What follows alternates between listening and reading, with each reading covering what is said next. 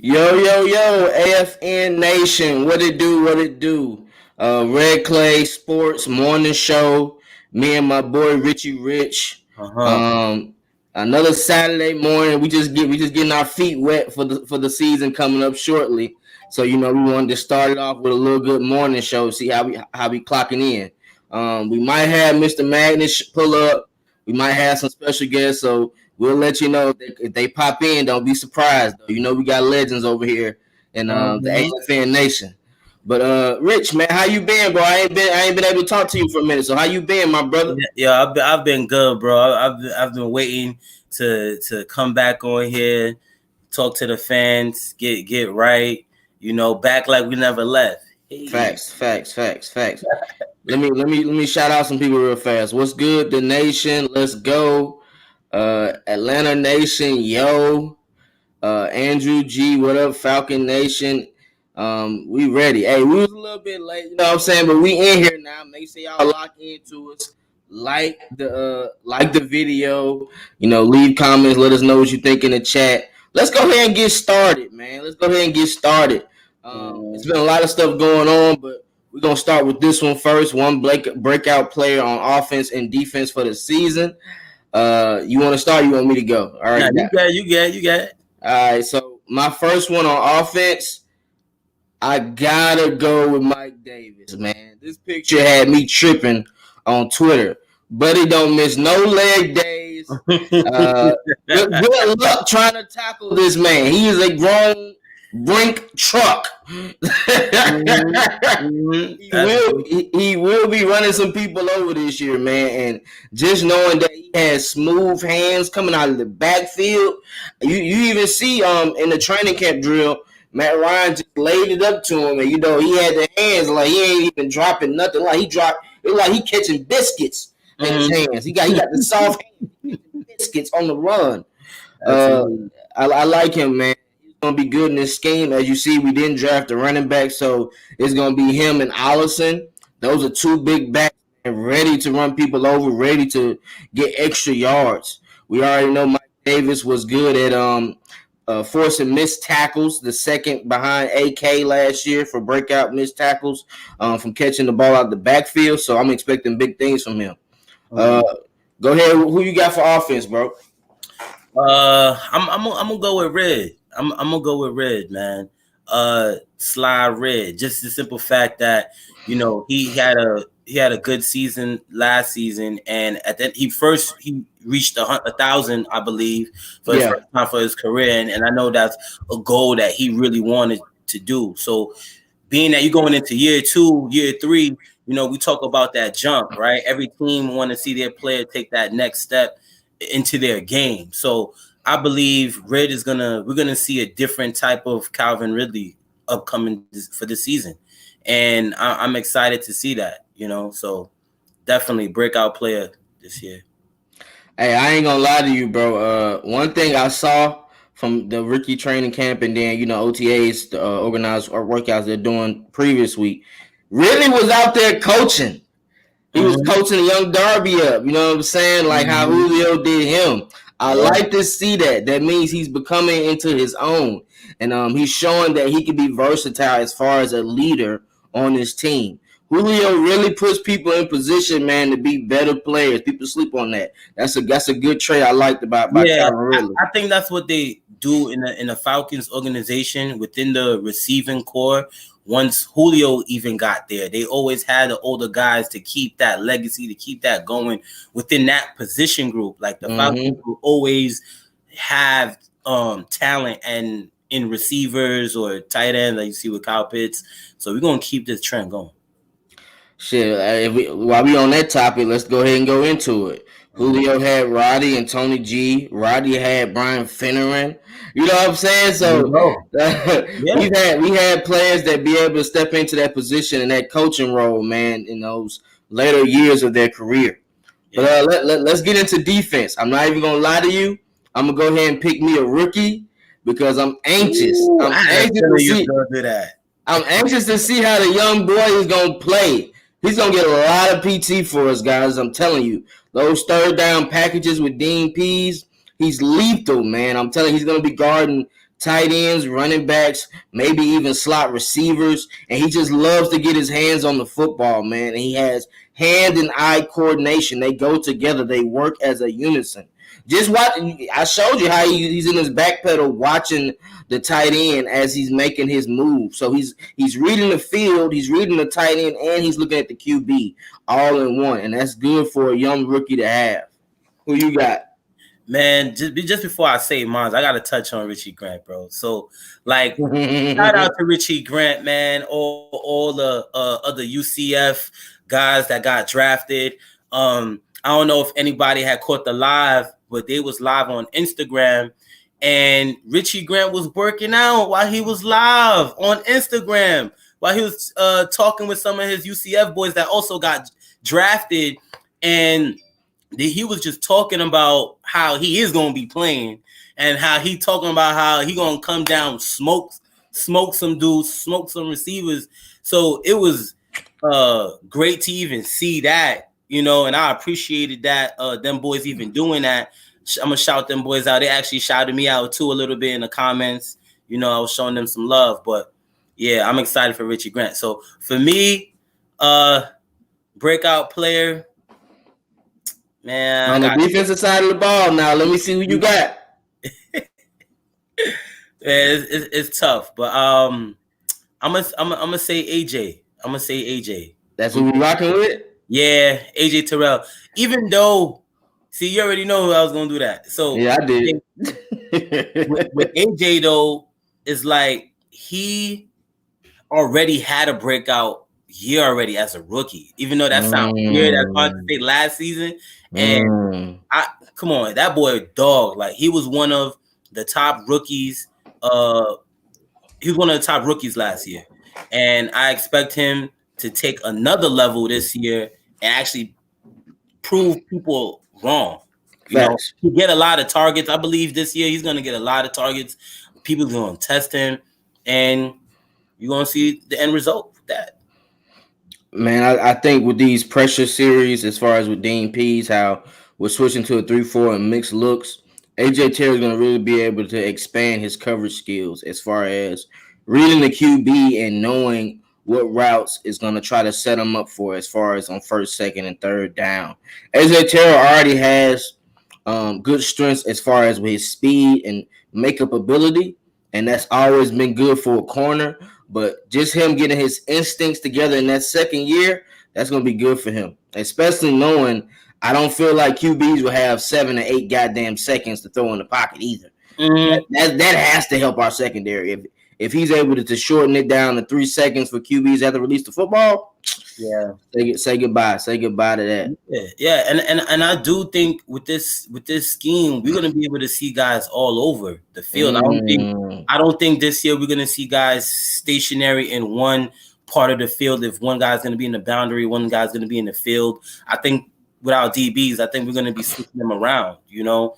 And with that scheme, AJ's going to be able to jump picks more easily. He's going to be able to play the ball more easily. And when you think about the guys who we drafted and who we added in free agency, when you put on the tape, mind you, film don't lie now. Hey, you see them playing the ball. The way how they play the ball is amazing. We got some real ball hawks, physical guys that's going to compete every down. And they playing for spots, man. We gotta keep it G. That secondary is open as far as who's gonna be starting besides that corner one and maybe one of the safeties. But Richie Grant is gonna get a chance to play. We got that San Diego State corner. He's gonna get a chance to play. Like it's gonna be open season, and I hope these players got they seatbelts ready for competition. But since we brought up competition, let's get into the next one. Which competition by position battle is the most important in your opinion? Yeah, what you got? All right, what I got for that, I'm gonna go with 2. It's hard to pick one, but I'm gonna just go with 2. So the main primary position, I will go with the whole secondary. Like honestly, primarily the safeties. I know we were just talking about it a little bit, but if we know we can defend the pass and at least be in the top 10 this year with the pass, we're gonna be all right this year. Reason being, our linebackers who we have, Fourier, Debo, them boys them sideline dudes, they could feel the run. Malik Walker, don't forget him. Yeah, we're gonna be able to stop the run, but at the end of the day, if we could change and have a big turnaround in that passing game and that secondary, make guys punt, get a few more interceptions, at least house like 3, 4, 6, you know what I'm saying? I need to see defensive touchdowns. The last defensive touchdown, what was it? Deion Jones. Yeah. Las Vegas Raiders. Yeah, that was the only one. I think that was probably our only one last year. But yeah, that's that. And then the next position, I would say is that left guard spot.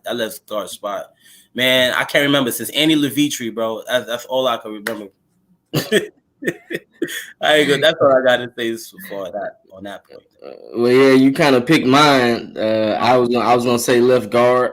I think the center position too, though. It still works. Yeah, because like at the end of the day, that Stanford position, man, him coming from center. I mean, he's the center coming from Stanford. He reminds me of Alex Mack to the death, man. Just how he calls out his reads. He's always looking to see what way to pick up blocks. He's gonna be able to help the left guard position extremely, bro. And I don't even think the right guard position is gonna need help like that because Chris Lindstrom and Caleb McGrary are gonna be able to hold their own. I'm just looking at that left guard and center position. That has to be something out of it. But like KSTYLZ says, I like the outside linebacker competition too because we know Fourier is going to get a chance to line up there. Malik Walker's going to get a chance to line up there. I saw somebody say about Dante Fowler being better standing up or handing the dirt.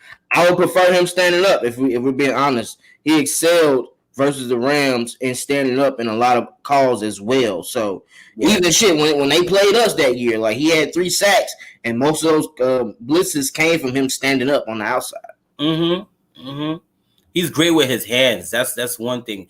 Him coming off the line, mainly like if anybody could remember those plays Dante Fowler had on them 4th downs or those 4th fumbles, he was standing up, coming straight down the line and making those plays on those 4th downs. So, we're gonna see what's up. We're gonna see what he do. Oh yeah, my homie Buck said, "What's good? Be y'all secondary suspect." Yeah, that's why we say it's gonna be competition, bro. We're gonna see if them young killers in the rookie class gonna be able to start over some of the players we got that's been in there year 2, year 3, year 4. We're gonna see who comes with the best competition. I ain't gonna lie to you, them rookies in the secondary be hungry, man. They don't mind tackling. They don't mind stuffing their nose in for the run. So that's key for me. But I ain't gonna lie to you.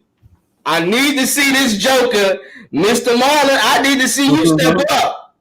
I need to see what you gonna do with the flashy earrings. I need to see what it's gonna be, my brother.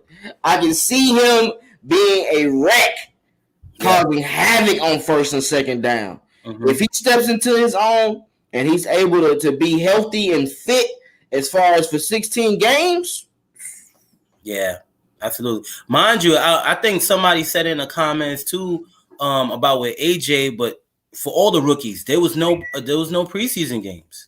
So we really just threw them in the fire because at the end of the day, the NFL is a different level. It's a different speed from college. So once you get those practices, it's not easy to adjust. It takes time for certain rookies. It's not every guy is gonna get it right away. And Marlon ended up being that he was playing D tackle, so he in the trenches. He was in the trenches. So he got banged up a little bit. So then we'll see how that works this year. I'm excited for him as well. Yeah, and we got to think, man, based on that, like you said, with no OTAs, no mini camp last year, it was kind of tough for them to step into the roles because by the time they was really coming to practice, they was with the veterans. Yep. So, like, they didn't get a chance to mix it up, rookies on rookies, and, get a chance to go over schemes as far as in mini camps and then rookie OTAs. So, I'm expecting big things from him. Let's get into the spice. I've been ready to get into this spice, man. Oh, my God.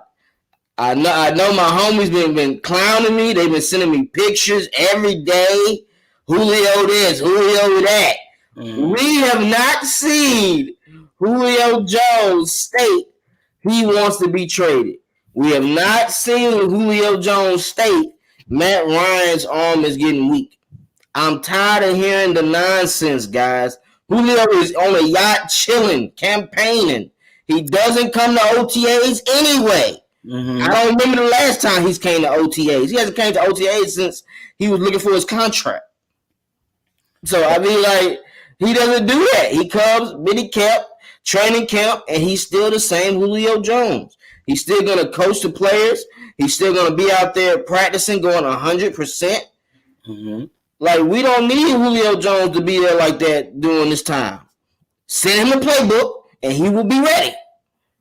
But we got to chill on these narratives, guys, and y'all are feeding into it. It's not, of course, the GM is going to listen to calls to see what he can get. But that's just Hollywood talk. They're just talking. They're not going to trade the best player. I'm sorry. Once they decided to keep Matt Ryan and not draft a QB, why would I give you my best asset? Even if Julio plays 12 games, I'm good with that. As long as he's in the fold to be a Hall of Famer and retire with the Atlanta Falcons, I am good with that. Yes, absolutely. And I agree with you. I agree with you 100%. And I want the fans to know this is why it's very important to like and share the content, because what we're saying, we could end all this media stuff what they be putting out there. We could just put an end to all of it. All right. Julio Jones goes through this almost every year. At the end of the day, we know we want to win now, right? If we win now, how can we win now if Julio's not in the picture? Like, that's how I see it. At least lining up on the field, because we know what Julio does when he's on the field without even having to run a route. All he has to do is just line up there. It just makes a difference, you know? So I understand there's a contract situation, and, you know, with the numbers, we don't have the money to sign our rookies or whatever. It's Terry Fontenot's job to figure that out. Let them figure that out. You know what I'm saying? Really. And sometimes it pisses me off, and which is why I can't wait for Julio Jones when he have his interview. He gonna put an end to all this madness. So yeah. Listen, June 1st is approaching. I tweeted yesterday that I can't wait for June 1st to be here so they can goddamn shut that bubblegum talk up. I like about these Julio Jones trade rumors. The minute June 2nd is annual Julio trade rumors every year, bro. Every year. Hold on, we gotta see what the scientist is thinking right now. It's like he's plotting on something. Please tell me what you got in your plate right now, sir. Talk to him. Hey, I want to say something to your homeboy Buck. Bring your ass on the show right now. You got all that shit to talk. Bring your ass on this show. All right, bring it. Somebody give him the link so he can come and get this work. Here you go. Like, bro, what are you saying? Did you not see Calvin Ridley last year? Scared to jump, scared to go over the middle, running backwards, and you trying to tell me he's our number one? What the hell has he proven? 145 attempts. The dude caught 90 of them. Let me repeat that for the slow people in here. 145 targets to Calvin, Mr. Ridley. He caught 90 of them.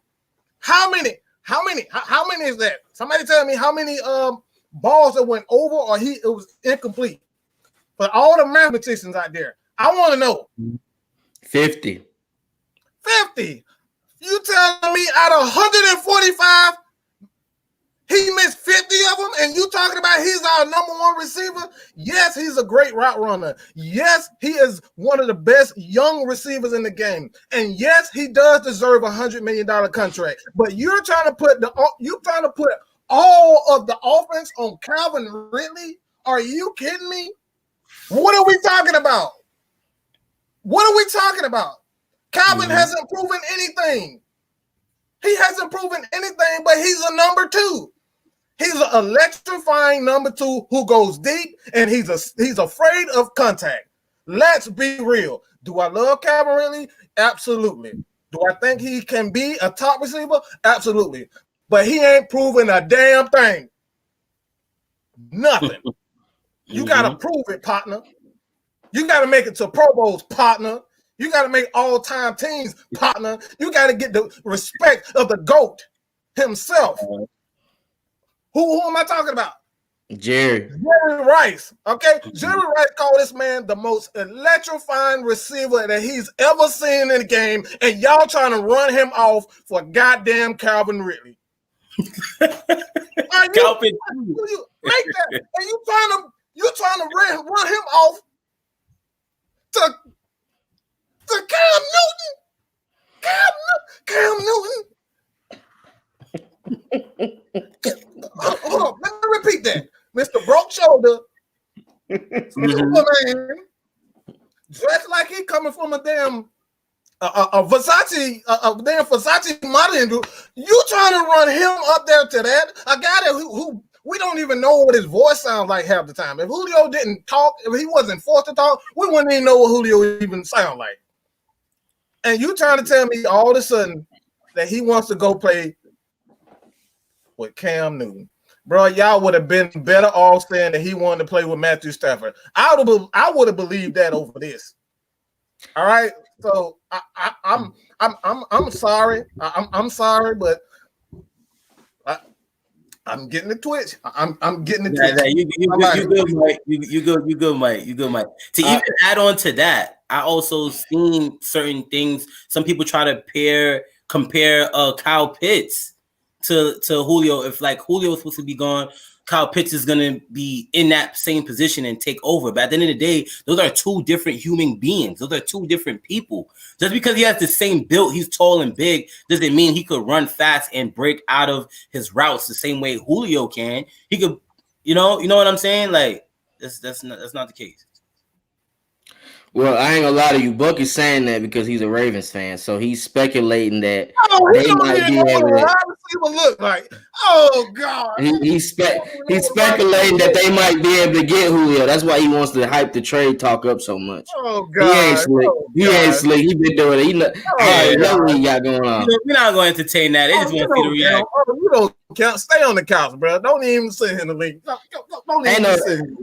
Ain't nobody say Pitts will take over for him. Pitts is a tight end. We know he's a tight end. Julio Jones is a different specimen when it comes to elite. Calvin Ridley is going to be good in 2 or 3 more years when Julio is done. Mm-hmm. But Julio is still going to be the number 1 receiver. Whenever he dresses up and he plays a full game, he's the number 1 receiver. Calvin Ridley is going to still get a lot more single coverages than Julio Jones. I saw towards the end of the year they started to double team Calvin Ridley a little bit more, and his stats weren't the same as when he was getting single coverage. If we're being honest, Julio Jones knows how to beat double coverage, triple coverage, linebackers escaping behind him, all type of stuff. Calvin Ridley isn't there yet as far as for his route running, but I mean I can see him getting there. He can gain maybe 5 or 6 more pounds and trust his speed, and he will be that. We're not saying Calvin Ridley isn't next up. We're saying for right now, it's still Julio Jones. We got to be realistic, man. Julio is 6'3". He's literally jogging on people and still breaking people off on routes. It's been plenty of times he's done that. Jogging. That's a fact. That dude does pump fakes with his hand and gets open easily. So many times. And Calvin Ridley hasn't set up people like that just yet. Like we said, it took Julio, 2 years to really get expanded as far as his route tree? Mm-hmm. Come on, man. No one's shitting on Calvin now. We're not saying that, but we all watch the film. We know Calvin, he runs away from contact. That's not a lie.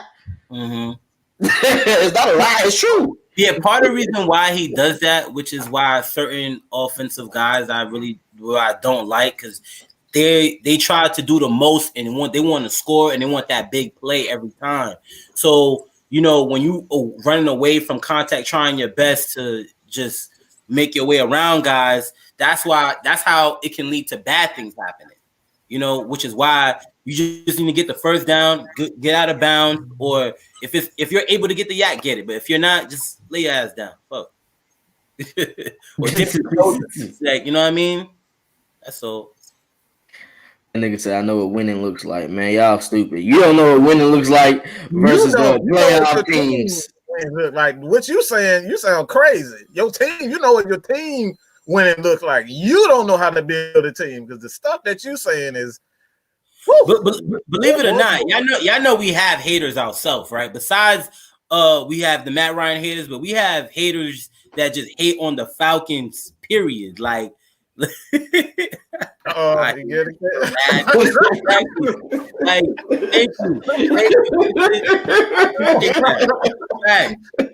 Tell them, because it's like, for real, with the talent that we have, everybody in the league sees the talent we added to our roster. And they want it. They want the pieces. They mad they can't have it. It's okay. Just be a fucking fan then. That's the point.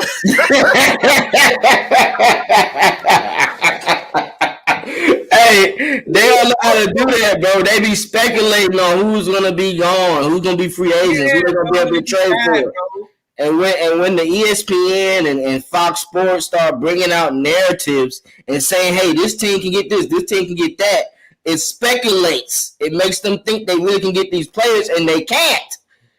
If I'm a GM, I'm listening to every call. If it's worth my time, it's worth my time. If it ain't, hang up.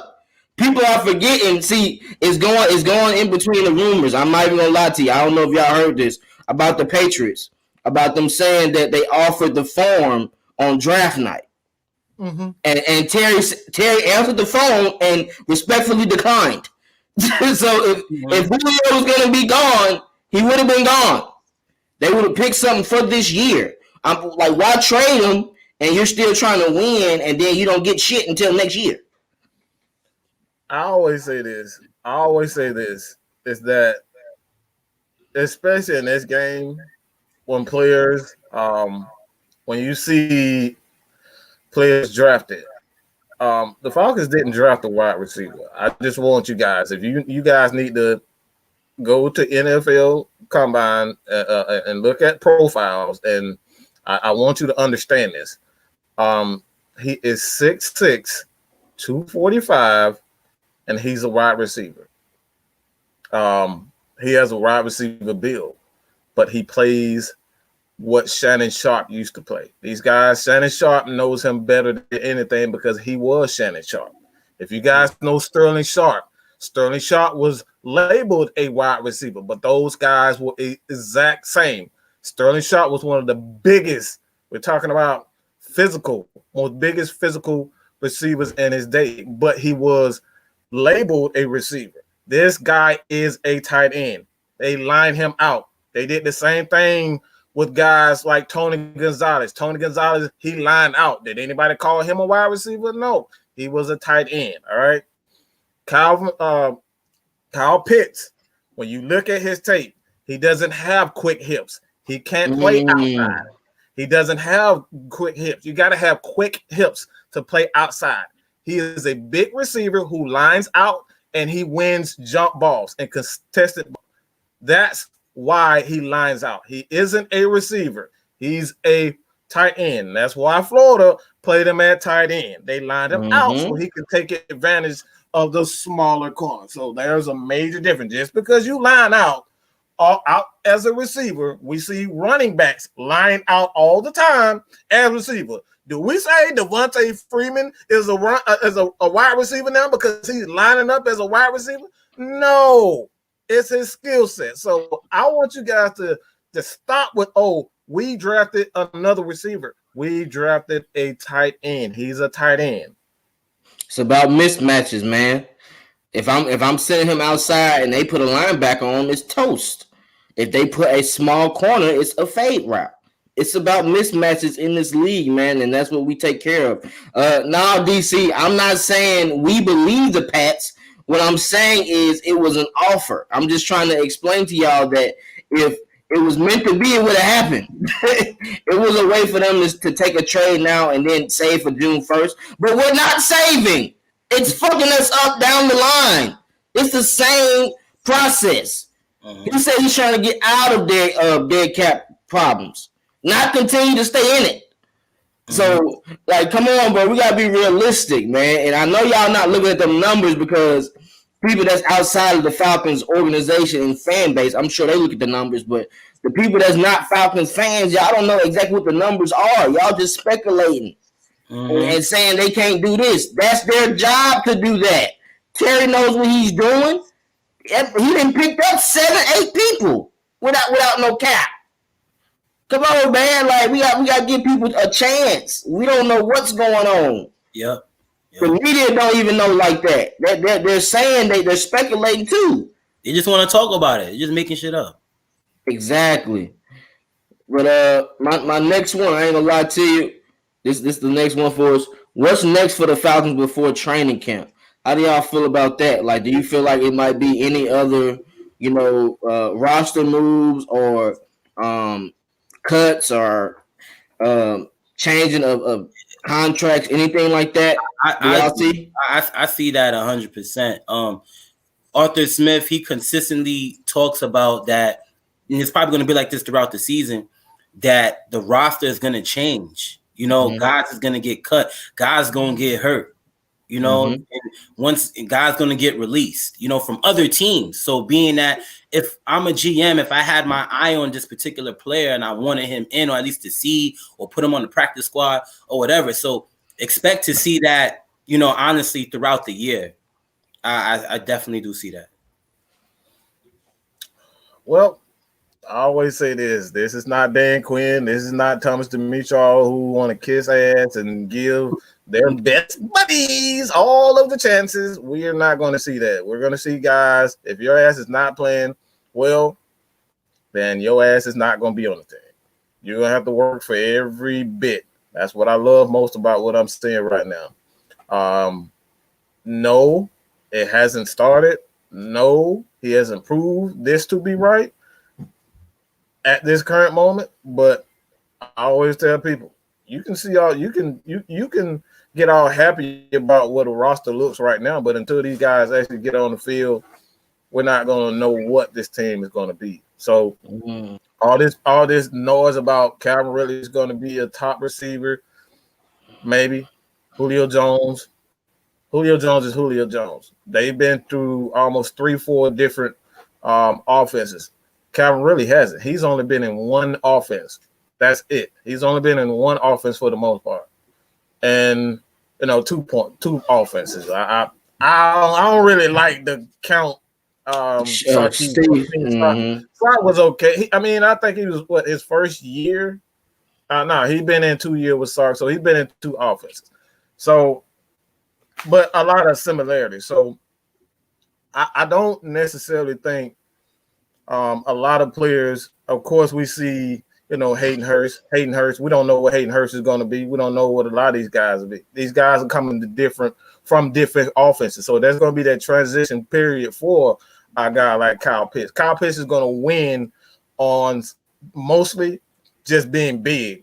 Until he understands how to get open, he's just going to win on being big. And all Matt Ryan has to do with a 6'6" guy with almost 7 foot wingspan is throw that son of a gun up like Minnesota did with Randy Moss. Just throw it up. You can't jump with him. You can't out jump that dude, and he's going to call so many flags. The Falcons are going to be a dangerous team just because of his size being 6'6", almost a 7 foot wingspan, and you can't get up. It's not many guys in the league that is tall as Richard Sherman. Richard Sherman, 6'2", 6'3"?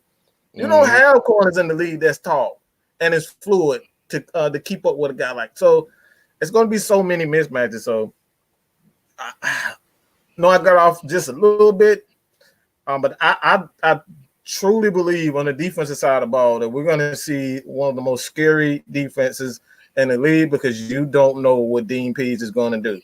People still trying to figure out if the Falcons are going to be a 3-4 or 4-3.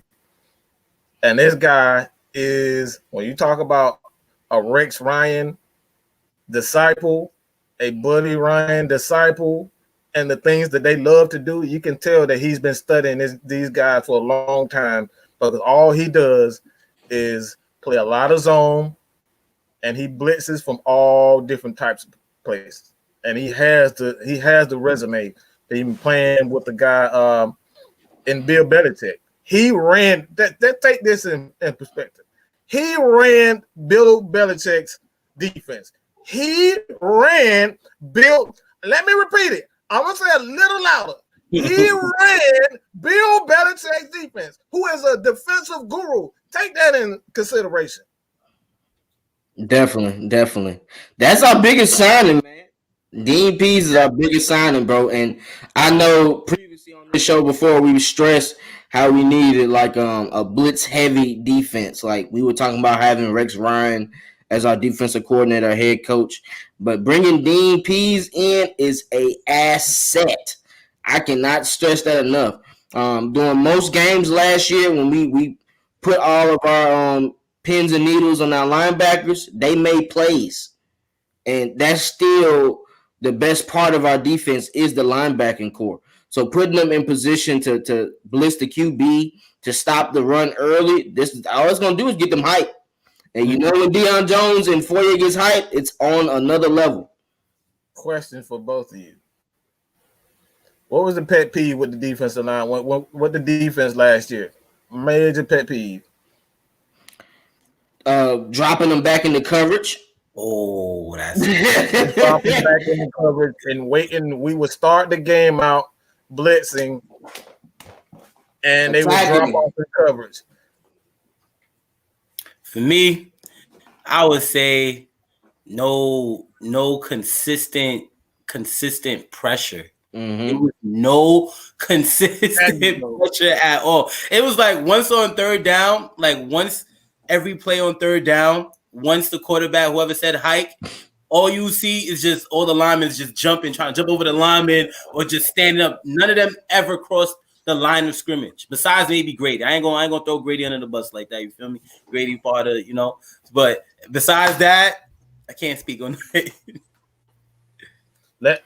Your boy T-Bug, somehow he just doesn't understand what scheme is.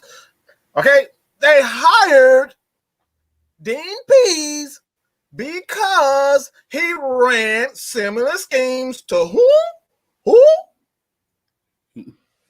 Rex Ryan. All right. So against Guy, if you're gonna know your team, if you're gonna talk, at least know your own team and know your history. There's a lot of people out here that just don't know what they're talking about, and all they see is the Ravens. No, I think he's saying because he knows that Dean Pease was his coordinator too. I know what he's saying, but he's still wrong. Oh, he's still wrong. He's still wrong. The scheme is exactly the same. His scheme, go look, we've studied plenty of film. His scheme is almost identical to what Rex Ryan, Buddy Ryan did. All they do is change multiple fronts. That's why it was a 4-6. A 4-6 can turn into a 3-4. You can turn to an over, a 4-3 under over. It can be a 3-4, just depending on the alignment. 4-6 that's where that comes from. Bear. That's where that comes from. So all your football is, if you understand that, that's why he said yes to the question whether or not the Falcons are going to pay a 4-3-3-4, because it comes from that alignment, that 4-6 alignment that can turn into anything. I like that scheme, man. I ain't gonna lie to you. I think with Kaminsky going into that scheme and being able to actually be on the field a lot more, I hope they take advantage of him and Marlon to the best of their abilities. We've all known that Marlon played this scheme a little bit at Auburn. Mm-hmm. So they're putting him back into the field where he's able to bat passes down and get to the QB. That's what I need to see from him. And he's good at stopping the run on the outside too. Especially if we're going to have a fast linebacker. He's still going to be able to cover up that speedy linebacker coming on the edge. Mm-hmm. But I'm anxious to wonder, like, what do y'all see? Do y'all see Fourier in the middle or lining up outside as well? Like, I feel like Dean is going to have them switching. Deion, Fourier, Malik Walker. They're going to be outside, inside. Like, they're going to change in between series. Right. I could see that just to get guys in there. I I believe Walker would be the main guy that would may possibly sub guys in and out if they need a breather, need to get a drink or something, that's not every series that happens. But far as in the middle though, Foyer needs to be in the middle, being that he's big enough and strong enough to shut off blocks and at the same time to make plays, make things happen. As a defensive player, what did you see from Foyer when we played the Cowboys against his high school teammate? What he did with him? Punching the ball out. He had football. He also made the 3. I'm sorry, excuse me. And that's insane. That's insane for a game. And then, he didn't play the second half either, Rich. Yeah, he didn't. He was hurt a little bit. He was banged up a little bit. And, but I would. Part of the reason why when with Foyer though, because we're talking about Foyer, he can play outside sometimes because he was a former safety. He played safety a little bit, so he can cover, and he's very smart, and his IQ and intelligence is very up there. It's up there. So sometimes he'll cover those tight ends, but I wouldn't mind. Well, Debo, he got to cover them running backs. I ain't gonna lie, he be shutting that shit down. The AK stopper. Yeah, right. The C-Max stopper. The C-Max stopper. Up on the defense was Isaiah Oliver. I had seen a picture. I don't know if any guys seen it. It says that he was listed as a safety. Yeah, I like that. I like that. I like that. You did. You did say that. A lot of people, and that's what we wanted. It's not like we didn't want that. With his length and with his ball skills, Isaiah Oliver's gonna be at the free safety, and it makes sense now. I'm starting to understand why we drafted the way how we drafted. Getting that corner from San Diego and stuff like that. So it's gonna be interesting. It's gonna be interesting this year. They're gonna be switching in that secondary, bro. Yeah. Some people gonna be a free safety. Some people gonna be a safety. They're gonna drop the corner slot. Like it's gonna be a lot of missing not missing, but moving pieces throughout Dean P's system. And I'm anxious to see in year 2, like because we all know Flower kind of BS'd us this past year. Got that bread. He took a pay cut, and he knows next year he could be released. So he's going to be playing to get a new contract. So I'm expecting big things from Dante as well. And we already know he has some pass rush skills, but he has strong hands. So if he uses that and he gets started early, don't let the Falcons start off 2-0. I'm telling y'all. It's going to riot. They're going to riot. They're going to be a riot in the streets, bro. That momentum thing is key in football, bro. Oh, yeah. That first game, you start off good. You playing at home. You get you a win in front of your fans. The fans are back. You got to get that momentum at the right time.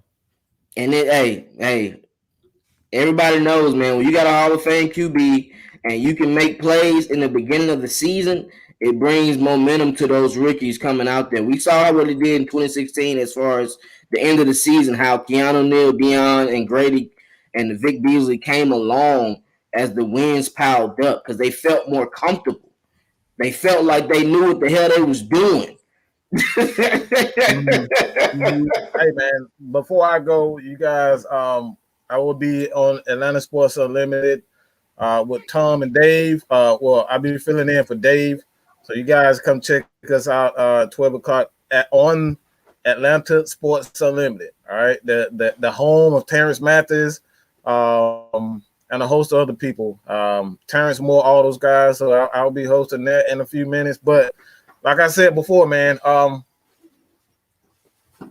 when it all comes down to it, with these Julio Jones, it all comes down to this. I'm not stupid enough or naive enough to believe that Julio and Matt Ryan are going to, play forever.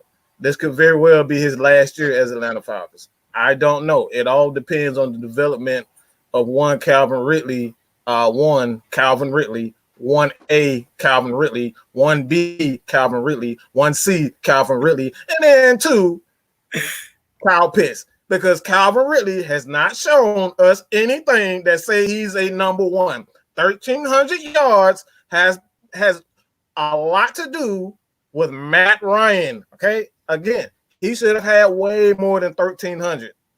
There's no excuse for him to have less than 1,300 with 145 targets. He should have had way more touchdowns. He did not do it without Julio Jones. Let's be real. A lot of that came because he was targeted often. And this is something that Terrence Mathis said over and over again. I would have had 1,500 yards in a season too if I had 150 targets.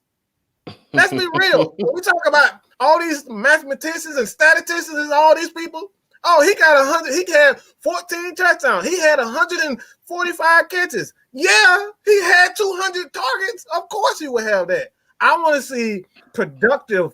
I want to see productive catches. I want to see contested catches. I want to see productive. That's it. So with that being said, you guys check us out. Atlanta Sports Unlimited, man. You guys continue to do your great thing. Twisted T, my boy Richie Rich, man. But man, Mike is out of here. Peace. Holla at you, Mike.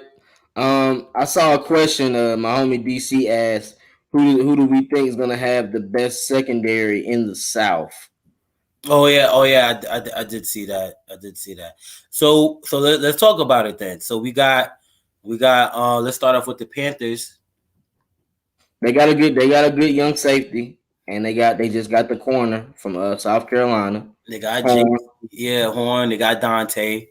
Dante's not reliable every time, but he does have good speed. Yes. He does have good speed. Is very different. Like I seen two plays. I think it was when we played them.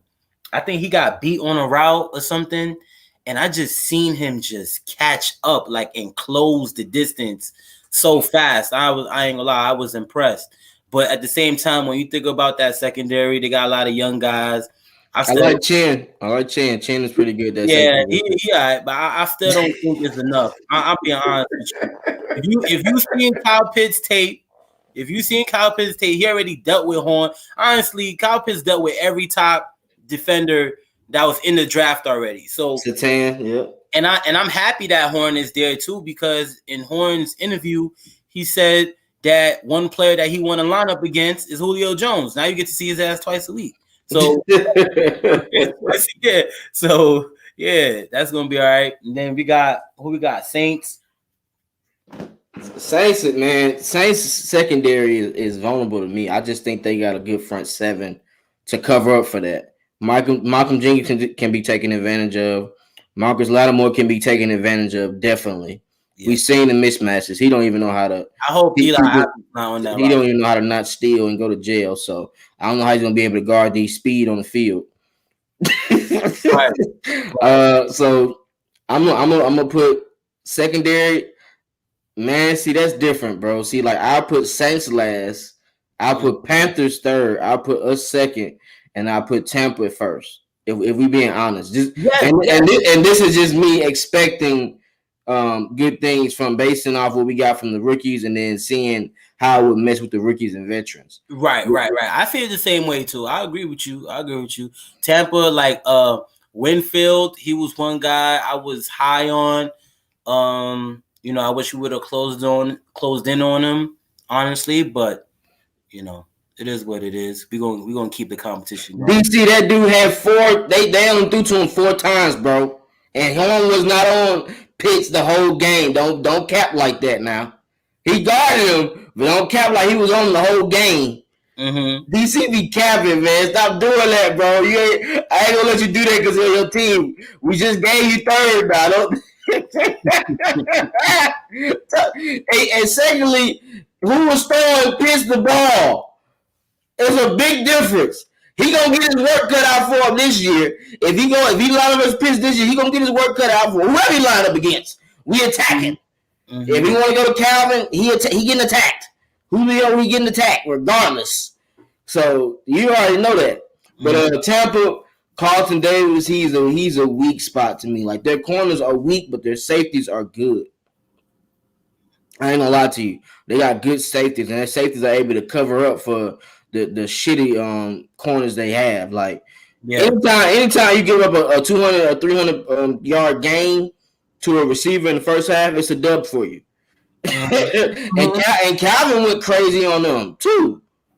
Yeah, without Julio Jones in week 15. So I know they can be taken. Everybody in this division can be taken advantage of, bro. If we being honest, at certain points, it just depends on how that front seven looks to start that game and how they end it. Like if the front seven is tired and not getting to it, then we got good receivers in the whole division. Yeah. Nah. Honestly, this is exciting. Just being that, like, when you talk about the Panthers and you talk about the Saints, like, and even with us, and like everything is just all brand new in the sense of the Panthers got Sam Darnold. You know, we're gonna deal with him a little bit. Then we got the Saints without Drew Brees now. It's gonna be totally different. So most teams gonna have their weaknesses, and it's a matter of time to figure it out, your strengths and your weaknesses, and continue building on your strengths. Yeah, I like that, bro. I like that. So yeah, y'all go ahead and get ready for Mad Mike's show on Atlanta United. Lock in. We appreciate everybody joining us on this beautiful Saturday morning. You know, I hope y'all enjoy y'all days, man. We appreciate y'all. Make sure y'all hit that like and subscribe button to Twisted Torch TV, AFN, Mad Mike, Just KSTYLZ. Hit J Rock up on Twitch. Hey, we trying to hit all platforms, man. So make sure y'all lock in, and we're gonna keep it going for you guys. We had to do a little warm up trial, you know what I'm saying? But year 2, season 2 of AFN Saturday morning show is gonna be lit. We're gonna have Magnus on for sure during the season. Don't worry. You're gonna be able to get the glasses and the paperwork out. We bringing out all the facts and the paperwork just in case y'all don't got it. Shouts out to everybody in the chat. My homies Buck and DC for pulling up. You know, talking they trash. You know, for their team, Raven and Panthers. DC, we can also bet since you will be in this chat. I'm taking all bets. We play y'all 2 years. You know, we bet every year. So go ahead and have your little 40 piece ready, 50 piece ready for them 2 games for sure. And we can bet on targets and catches since you got so much faith in the horn. We can do that too. I'm calling all the spades. I'm pulling cards. But how you feeling, Rich? Go ahead and break it down for me. I'm feeling good, man. Today was a great day. This was a great show. Awesome. Appreciate everybody for tuning in.